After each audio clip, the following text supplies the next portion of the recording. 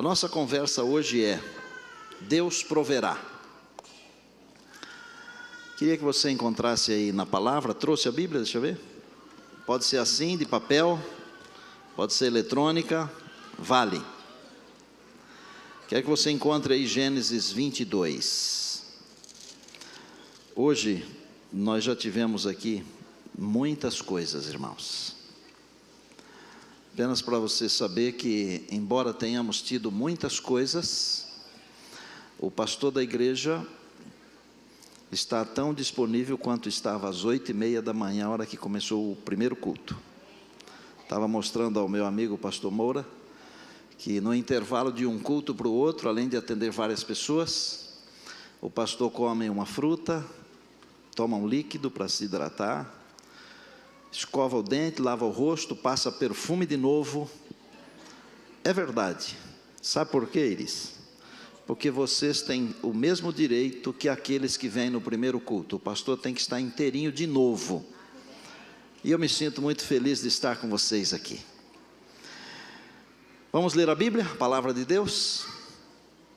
Deus proverá é a conversa, tá certo? Verso 1 do capítulo 22 do Gênesis. Depois destas coisas, grave a expressão, depois destas coisas, e eu vou explicar já. Pôs Deus Abraão à prova e lhe disse: Abraão, e ele lhe respondeu: eis-me aqui, estou aqui. E acrescentou Deus: toma teu filho, teu único filho, Isaque, a quem amas, e vai-te à terra de Moriá, e oferece-o ali em holocausto sobre um dos montes que eu te mostrarei. Levantou-se, pois, Abraão de madrugada, e tendo preparado o seu jumento, tomou consigo 2 dos seus servos, e também a Isaque, seu filho, rachou lenha para o holocausto, e foi para o lugar que Deus lhe havia indicado. 4, ao terceiro dia, erguendo Abraão os olhos, viu o lugar de longe. Então disse aos seus servos, preste atenção nisso: esperai aqui, fiquem aqui, esperai aqui com o jumento, eu e o rapaz iremos até lá, e havendo adorado, voltaremos para junto de vós. Tomou a lenha do holocausto e a colocou sobre Isaque, seu filho. Ele, porém, Abraão, levava nas mãos o fogo e o cutelo, e assim caminhavam ambos juntos. Grave isso aqui também. Quando Isaque disse a Abraão, seu pai: meu pai, respondeu-lhe Abraão: eis-me aqui, meu filho. Perguntou-lhe Isaque: eis o fogo e a lenha. Essa é a pergunta crucial. Mas onde está o cordeiro para o holocausto? Respondeu Abraão: Deus proverá para si, meu filho, o cordeiro para o holocausto. De novo, e seguiram ambos juntos. Amém? 9. Chegaram ao lugar que Deus lhe havia indicado, designado. Ali edificou Abraão um altar, sobre ele dispôs a lenha. Amarrou Isaque, seu filho, deitou no altar em cima da lenha. E estendendo a mão, tomou o cutelo para imolar o filho. Mas do céu lhe bradou o anjo do Senhor: Abraão, Abraão. Ele respondeu: eis-me aqui.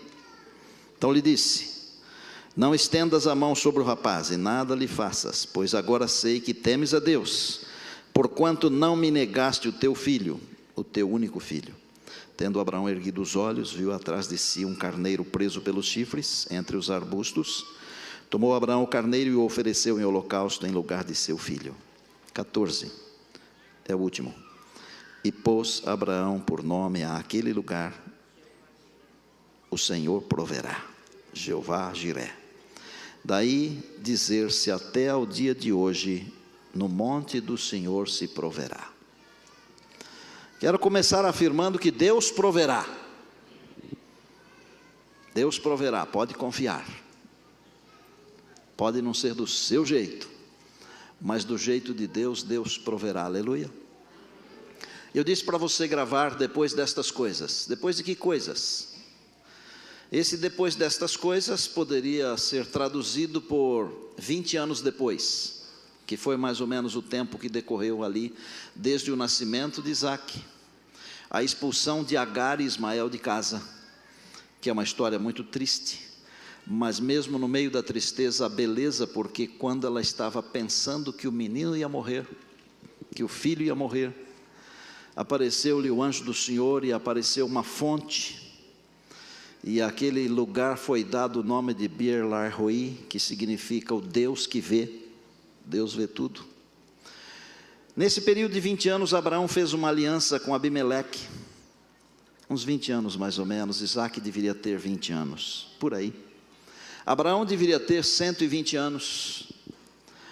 Esta foi a maior prova de fé na vida desse servo de Deus, conhecido como pai da fé e conhecido também como amigo de Deus. Eu estava tentando hoje de madrugada traçar um paralelo entre a prova de fé que sofreu Adão e que sofreu Eva, que sofreram Adão e Eva, e a prova que sofreu Abraão. Ambas foram muito difíceis, com uma diferença: a de Abraão foi muito pior, porque de Adão e Eva não envolvia sofrimento, a de Abraão envolvia sofrimento. Vou dar uma informação aqui que talvez poderia dar no final do sermão. Muitos dos seres santos do universo, de mundos não caídos, e até mesmo entre os anjos de Deus que permaneceram fiéis e leais ao Senhor, eles não entendiam muito bem o plano de salvação. E quando Deus disse para Adão: toma o teu filho, o teu único filho, a quem amas, Isaque, e oferece-o em holocausto, o universo inteiro pagou atenção para isso, demonstrou atenção, porque eles queriam ver no que daria. E quando finalmente Abraão chegou lá em cima, e que levantou a faca para imolar o menino, e Deus falou: não faças isso, e o universo inteiro viu que lá atrás, num arbusto, havia um cordeiro. Os anjos que nunca pecaram, seres santos que nunca pecaram, compreenderam melhor o plano da salvação, em razão dessa prova a qual Abraão foi submetido. Às vezes na nossa vida, nós não entendemos as coisas. Pode ser que Deus esteja provando alguma coisa para alguém que está olhando para mim, que está olhando para você. E pode ser que através da minha experiência ou da sua, Deus está desvendando o plano de salvação para alguém que não teria como conhecer o plano de salvação a não ser através de você ou através de mim. Pastor, mas Deus não tem os anjos? Não é o trabalho dos anjos. Esse é o meu, é o seu, é o nosso trabalho. Vamos dar uma olhada aqui no que acontece no texto. Portanto, mais ou menos uns 20 anos. Não era costume um filho de Deus oferecer um filho em sacrifício. Este era o costume dos cananitas, que ofereciam os seus primogênitos aos seus deuses. Tanto que logo depois o Senhor Deus proibiu que se oferecessem crianças em holocausto. E não bastasse isso, num dos mandamentos o Senhor disse assim: não matarás. Abraão não estava disposto a sacrificar o seu filho, mas o amor que ele possuía para com Deus era maior do que a sua disposição. Ele obedeceu prontamente. Tem uma coisa interessante aqui. Por que que Abraão não contou para Sara? Você riu, né, Rômulo? Teria dado uma confusão, será? Não vamos entrar nessa aí, né, Iris? Vamos deixar para discutir isso num outro momento, né? Sabe por que ele não contou? Não precisava contar. Sara estava acostumada que o seu marido era um servo de Deus e que de vez em quando ele saía para oferecer sacrifícios a Deus. Claro que desta vez tinha um ingrediente a mais. O sacrifício era o filho dela. Filho que havia causado com a sua vinda um tumulto muito grande entre ela e a outra mulher, a Agar. Porque quando o Isaque nasceu, e o Ismael, que já tinha uma idade X, eles começaram a fazer chacota, e isso fez com que Sara dissesse para o Abraão: expulsa essa mulher daqui. E Abraão pensou assim: eu não posso, mas o mesmo anjo do Senhor apareceu e falou: obedece. Ô homem, de vez em quando a melhor coisa que você faz é obedecer a mulher. É verdade. E lá, isso, belisca ele aí. E lá na sua casa, é melhor que ela mande. É melhor para você, e para vocês, e para todos. E é bom quando ela toma as iniciativas em casa. Deixa ela cuidar, é bom, alivia. Ela disse: manda embora. E Deus falou: obedece. E ele mandou. Bom, o assunto aqui é outro. Um ingrediente aqui fenomenal para você pensar. Lembra quando, um pouco antes do Isaac nascer, que o Senhor e 2 anjos apareceram para falar que depois de 1 ano o menino nasceria, e eles também comunicaram que Sodoma e Gomorra e outras cidades seriam destruídas? Vocês lembram o que Abraão fez? Abraão discutiu com Deus, intercedeu pela cidade, falou com Deus várias vezes, até pediu desculpa de ter sido assim, tão constante. Mas quando Deus pediu para ele sacrificar o filho, ele não discutiu com Deus. Como é que nós vamos entender isso? Há algumas coisas que nós temos que colocar aqui dentro da cabeça. As coisas de Deus, elas são do jeito de Deus. E nós seremos muito felizes se a aceitarmos do jeito que elas são. Não tente adaptá-las para a sua vida. Siga o que Deus falou. É mais feliz quem segue o que Deus falou. E Abraão então pegou 2 servos, pegou um jumento, rachou a lenha, levantou de madrugada. Ele poderia ter se levantado, sentado, esperado, como dizem por aí, feito cera, embromado, enrolado, postergado, procrastinado. Não, levantou de madrugada e foi. Que tamanho você acha que foi aquele primeiro dia? Naquele dia o relógio não andava. O relógio foi se arrastando, não andava. Veio a noite, os servos deitaram e dormiram. O Isaac deitou e dormiu. Abraão não dormiu. Abraão ficou orando no culto da mata, noite inteira, uma vigília. Hoje às 10, ele esperava que Deus desse uma palavra, mas Deus não deu. Amanheceu o segundo dia, levantaram o acampamento e continuaram a jornada, e novamente, parecia que o mostrador do relógio era desse tamanho assim. Dá a impressão que quando o relógio é grande demora mais, né? Mas é tudo igual, viu? O dia foi se arrastando e veio a noite. O menino deitou e dormiu. Os servos deitaram e dormiram, e o jumento também dormiu. Abraão não dormiu. Ele queria ouvir Deus dar uma explicação. Deixa eu te falar uma coisa. Vocês podem escutar, vou falar só para ela. É elas ou eles? Eles então, né? Para eles, ela e ele. Está esperando um moleque, um bebê. No passado nós dizíamos que Deus tem 3 maneiras de responder: sim, não, espere um pouco. E eu também já falei isso no passado. Mas não é assim não. São 4. Sim, não, espere um pouco, silêncio. Deus ficou em silêncio, não falou nada aquela segunda noite. Imaginem, sofrimento terrível. Amanheceu o terceiro dia, eles não tiveram que caminhar. Quando amanheceu, Abraão olhou, ele já estava na região de Moriá, e sobre a colina, ele viu uma nuvem da glória de Deus, e ele entendeu, não apenas que aquele era o lugar, mas que ele podia confiar plenamente no Deus da glória.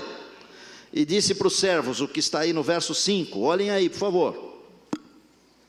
Vocês fiquem aqui. Fiquem aqui. O rapaz e eu iremos até lá. E havendo adorado, voltaremos. Está no plural?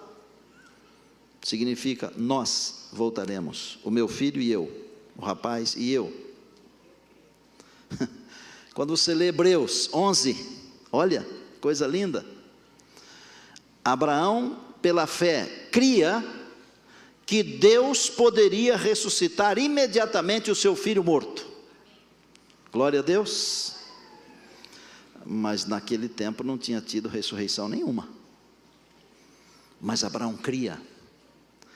E olha, você que está vivendo nos últimos dias da história desse mundo aqui, há algumas coisas que não estão escritas em lugar nenhum.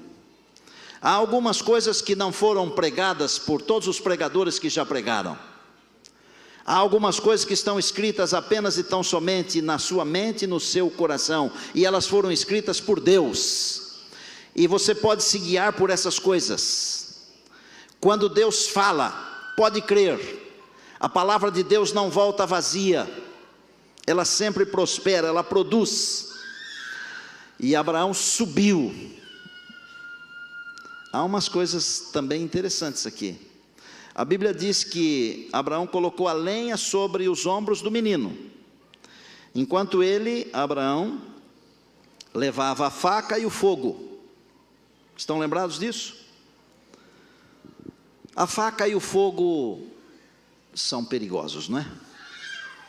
É melhor não deixar na mão dos meninos essas coisas, mas não é por isso. Quando chegaram lá em cima, a Bíblia diz que eles caminhavam juntos, e nesse pedacinho que eu li 2 vezes, a Bíblia diz que caminhavam juntos, e isso tem um significado. Você que é pai, se você educar o seu filho nos caminhos de Deus, pode ser que um dia ele tenha um acidente na vida, um problema, mas ainda que ele tenha um acidente na vida, um problema, ele volta para os caminhos de Deus, porque a semente fica. E o Isaac subia junto com o pai, porque ele conhecia a espiritualidade, a religiosidade do pai, o cristianismo do pai. Tanto conhecia que olhou para o pai e disse assim: pai, aqui estão o fogo e a lenha. Por alguma razão ele não mencionou a faca. Perceberam isso? Mas eu não tenho tempo de explicar isso agora. Onde está o cordeiro para o holocausto?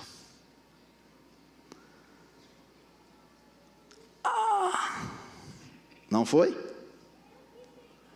Porque ele teria que dizer assim: o cordeiro, filho, é você que fala comigo. Uma espada deve ter transpassado a alma do Abraão, e ele deu a resposta mais importante que você pode encontrar no Antigo Testamento sobre o plano da salvação. Ele falou assim: Deus proverá para si o cordeiro para o holocausto, meu filho. Em algum momento, depois dessa conversa, o pai abriu o jogo. Eu fico lendo aqui escritos inspirados, e eu fico vendo lágrimas grossas assim, escorrendo pela face de Abraão, se misturando com o suor, queimando o olho, mas queimando muito mais o coração. Ele agarrando o moleque assim, o filho, e falando: filho, eu tenho que contar para você, nem a sua mãe sabe, mas Deus me pediu para oferecer você em sacrifício. Filho, e eu vou fazer isso, porque Deus proverá. Menino bota as mãos assim, deve ter dito assim: pai, pode amarrar. 20 anos e 120 anos, num sopro ele teria fugido do cimo daquela montanha, gente. Mas os nossos filhos, eles não são criados para fugirem. Eles são criados para ficarem conosco. Por isso que Moisés falou, nós vamos com todos, os nossos jovens, os nossos filhos, nossas crianças. Com todos, quando o faraó perguntou. E nós vamos para a eternidade, junto com os nossos filhos. Abraça aí o filho, viu? Porque nós vamos com eles para a eternidade. Abraão levanta com uma força que ele não tinha mais, o braço. E naquela hora, a Bíblia chama de o anjo do Senhor. Vou ensinar uma coisa para vocês aqui. Quando aparece a expressão anjo do Senhor é uma coisa, agora quando aparece o anjo do Senhor é outra coisa. O anjo do Senhor, definido com esse artigo, só para você entender, essa expressão aparece em todo o Antigo Testamento, inúmeras vezes. Mas quando Jesus vem aqui e se torna homem, ela nunca mais aparece, o anjo do Senhor. Por que será? Quando você percebe o que o anjo do Senhor falou, você percebe que não é um anjo, que é o próprio Deus que está falando. E para você entender, eu vou ler aqui. Abraão, Abraão, eis-me aqui. Ele falou assim, não estendas a mão sobre o rapaz, nada lhe faças, pois agora eu sei que temes a Deus, porquanto não me negaste. Dá para entender? O próprio Senhor esteve lá, falou com ele, porque a palavra diz que Deus proverá.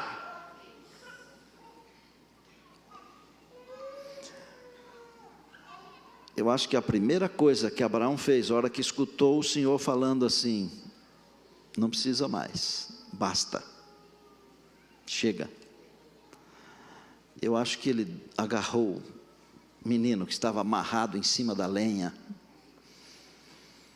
Quando você abraça alguém que está deitado numa cama de hospital, por exemplo, se a pessoa está viva, tem um significado, mas às vezes a pessoa está morta, tem um outro significado. Isaac estava vivo, porque quem está em Jesus tem vida. O pai agarrou o filho assim contra o peito, apertou, como se abraça as meninas, com alegria, seus moleques aí, 3, e eu sou fã desses meninos aí, viu? Terminou o abraço, começou a respirar naturalmente, que não estava respirando naturalmente, olhou para trás e tinha um cordeiro lá, preso, e ele imolou aquele cordeiro.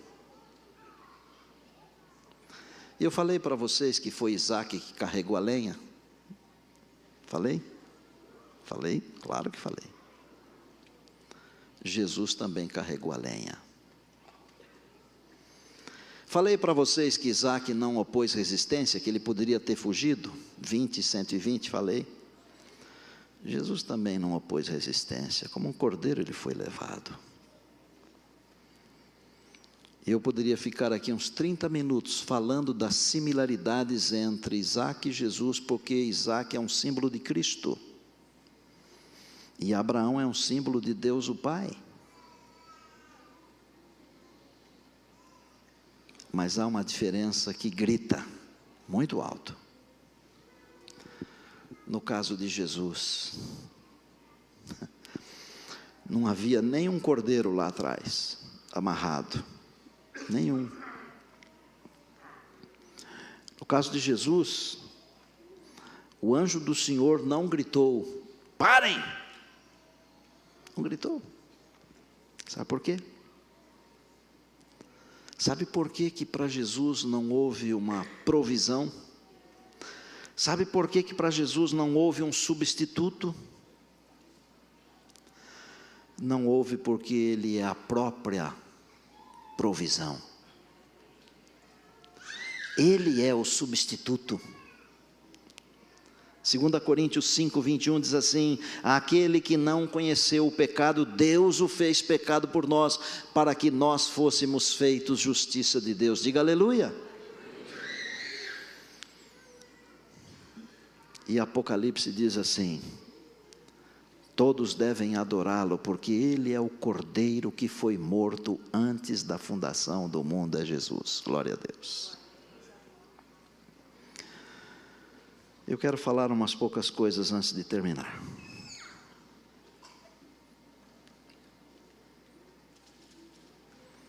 No monte do Senhor se proverá.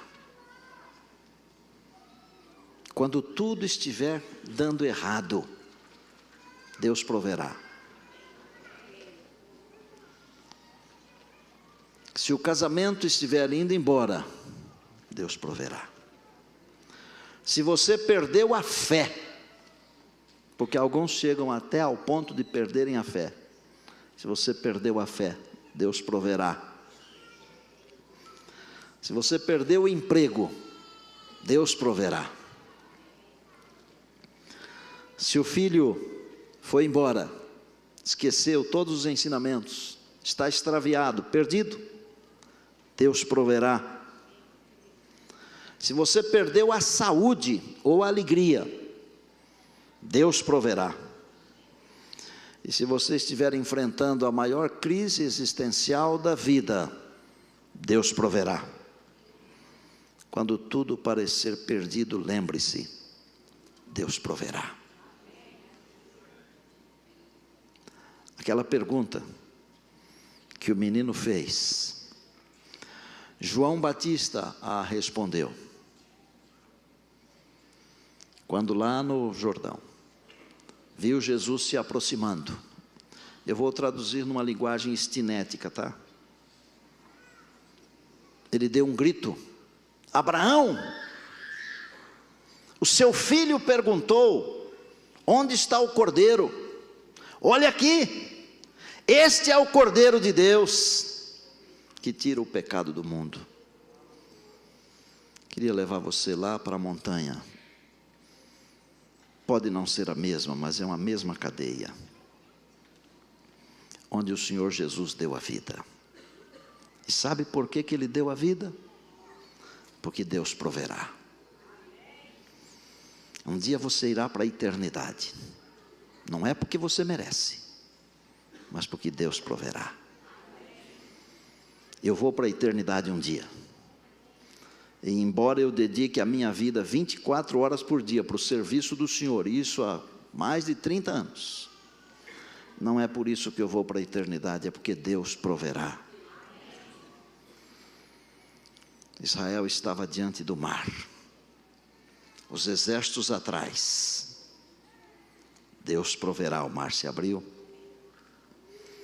Josué estava diante de Jericó, inexpugnável Jericó. São só ruínas. Deus proverá. Josafá enfrentando os exércitos moabitas, amonitas, meunitas. Deus proverá. Maria e Marta haviam perdido o irmão há 4 dias. Deus proverá. Vou repetir. Quando tudo parecer perdido, Deus proverá. Se tudo estiver degringolado, Deus proverá.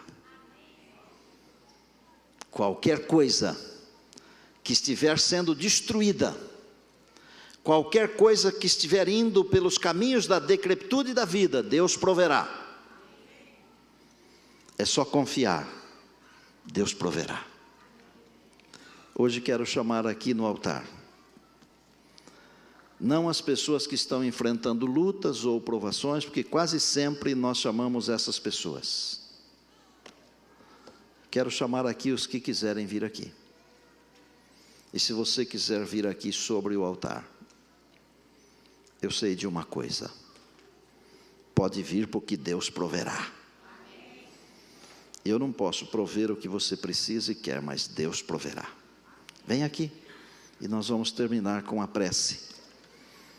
Vem aqui. Que no monte do Senhor se proverá.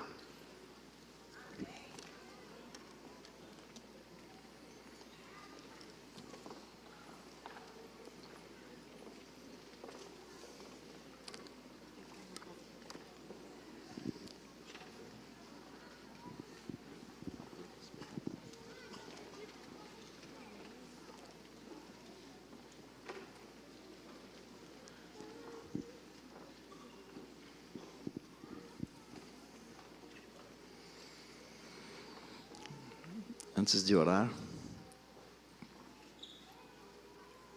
não tem nada a ver com um jogo de futebol, nem com uma fortuna que alguém possa ganhar, mas tem a ver com a alegria da vitória do coração daquele ou daquela que espera confiantemente no Senhor. Quero que você olhe pela fé e veja Abraão descendo o Monte Moriá. Ele não trazia mais a lenha, nem o fogo. Estas coisas ficaram lá em cima. Ele trazia uma faca, um cutelo, que provavelmente tenha guardado como uma relíquia, para dizer assim: esta aqui é a faca que eu não precisei usar. Ele deve ter pregado com aquela faca uns sermões assim, mirabolantemente grandes. E trazia assim, com a mão sobre o ombro, abraçado, o filho. E quando chegou lá embaixo, junto dos servos, ele deve ter dito assim: eu não falei para vocês que nós íamos lá para adorar e nós voltaríamos? E nós estamos aqui de volta. Gente, um dia desses, o Senhor Jesus vai abrir a porta da Nova Jerusalém. São 12 portas, por uma delas nós vamos passar. Amém. E Ele vai falar para o Pai assim: eu não falei que eu iria lá e voltaria? E eu voltei. Mas eu não voltei sozinho. Você é esse filho que vai entrar abraçado. Amém. Senhor, se tem alguma coisa que vale a pena aqui nesse mundo, e tem, e essa coisa é acreditar na tua promessa, porque Deus proverá. Amém. E Deus não falha. Senhor, nós estamos vivendo um grande momento de oração, de comunhão, de reavivamento, de reforma. Senhor, segura a nossa mão. Segura a nossa mão ao subirmos a montanha para deixar lá em cima o Isaac morto. Segura a nossa mão ao descermos da montanha, trazendo o vivo conosco. E quando tudo aqui terminar, nós queremos dar um abraço muito carinhoso, não só no Isaac, não só no Abraão, mas no Senhor Jesus, que é o nosso Cordeiro, é o Cordeiro de Deus. A Ele seja a honra e a glória e o poder para todo sempre. Quero pedir que as tuas provisões se manifestem na vida dos teus filhos e das tuas filhas. Vai conosco. Tenhamos um restante de dia muito feliz. E hoje à noite que tenhamos ainda as tuas bênçãos até amanhã cedo, na hora do culto da mata. E que essas bênçãos nos acompanhem por toda a nossa vida até a eternidade. Em nome de Jesus, amém.